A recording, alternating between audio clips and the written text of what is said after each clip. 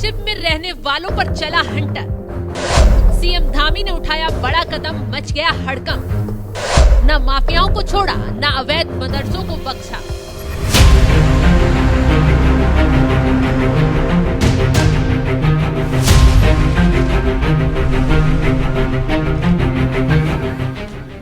उत्तराखंड में अपराध के खिलाफ तेजी से एक्शन लिया जा रहा है। चाहे माफिया हो या फिर अपराध को अंजाम देने वाले कोई भी अपराधी, सभी का तेजी से हिसाब किताब हो रहा है।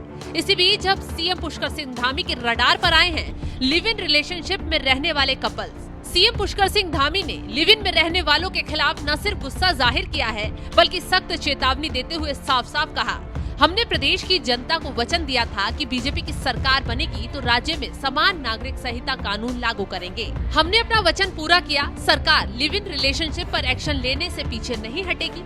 समान नागरिक संहिता कानून के तहत जो भी सुझाव आएंगे उसके तहत कार्रवाई की जाएगी।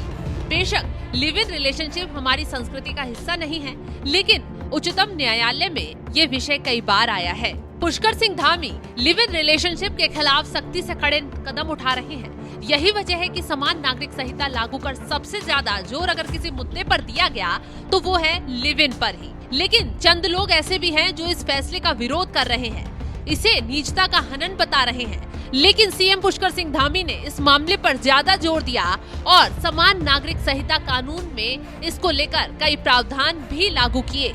क्या कुछ कानून में कहा गया है, ये भी बताते हैं। समान नागरिक संहिता कानून से सभी धर्मों के विवाह, तलाक और संपत्ति से जुड़े निजी कानूनों को समान बनाया गया है। लिव इन रिलेशनशिप में रहने वाले कपल्स के लिए रजिस्ट्रेशन कराना जरूरी होगा। अब लिव इन में रहने वाला जो कपल 1 महीने के अंदर रजिस्ट्रेशन नहीं करवाता है तो उसे 3 महीने की जेल, 10,000 का जुर्माना या दोनों सजा हो सकती है। अगर नोटिस मिलने के बाद भी रजिस्ट्रेशन नहीं करवाया जाता तो ये सजा बढ़कर 6 महीने की जेल और 25,000 तक का जुर्माना हो सकता है। मैं बताना चाहता हूं कि हमारा उद्देश्य बिल्कुल भी किसी की निजता को समाप्त करना नहीं है। हमारा उद्देश्य केवल और केवल उनके जीवन की सुरक्षा सबसे पहली प्राथमिकता है।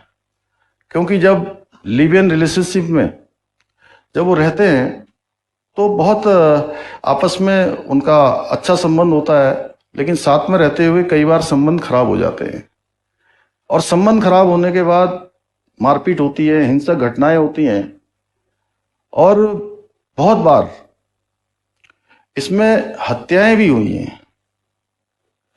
आप सबको दिल्ली का एक 2022 का एक केस हुआ था, श्रद्धा वालकर और आफ्ताब, जिसमें 300 लीटर के फ्रिज में श्रद्धा वालकर को काट के उसको डाल दिया गया था। इसलिए हमारा यह भी उद्देश्य है कि अब कोई भी श्रद्धा वालकर जैसी किसी भी बेटी के साथ, किसी भी बहन के साथ कोई आफ्ताब इस प्रकार की हैवानियत न कर सके, इसलिए हमने ये सब प्रावधान किए हैं। यही वजह है कि सीएम पुष्कर सिंह धामी ने लिव इन में रहने वालों पर सख्ती दिखाई है। इसके साथ ही सीएम धामी ने चारधाम यात्रा के दौरान रील कल्चर पर रोक लगाने को लेकर भी कदम उठाए हैं और आस्था की जगह को पर्यटन क्षेत्र बनाने वालों पर गुस्सा जाहिर किया। सीएम पुष्कर सिंह धामी ने साफ शब्दों में कहा, चारधाम यात्रा विशुद्ध रूप से यात्रा होनी चाहिए।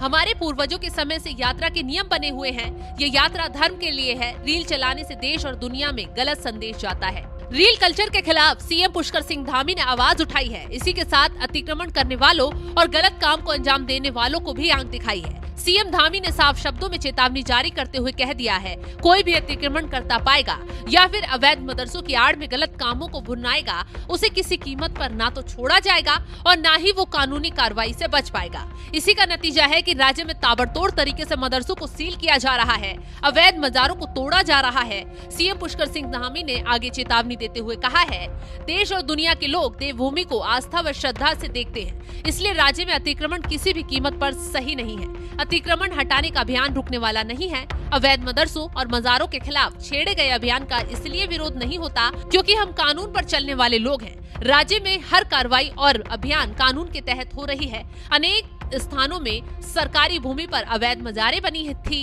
इस लैंड जिहाद के खिलाफ हमने अभियान चलाया। करीब 6000 एकड़ सरकारी जमीन अतिक्रमण से मुक्त करवाई गई है।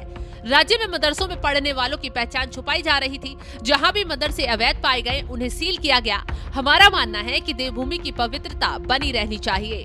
बता दें कि पूरे राज्य में अवैध मदरसों के खिलाफ ताबड़तोड़ तरीके से एक्शन चल रहा है। जहां भी अवैध मदरसे पाए जा रहे हैं, जांच के बाद उन पर ताले लटकाए जा रहे हैं। बड़ी संख्या में अब तक उत्तराखंड में अवैध मदरसे सील किए जा चुके हैं और आगे भी ये कार्रवाई जारी है। सीएम धामी के धाकड़ एक्शन ने उत्तराखंड में विरोधियों में हड़कंप मचा दिया है। लेकिन विरोधी कितना भी विरोध करें, चिल्लाएं, माहौल बनाएं, सीएम धामी साफ साफ कह चुके हैं, देवभूमि में किसी भी तरह की हिमाकत बर्दाश्त नहीं की जाएगी।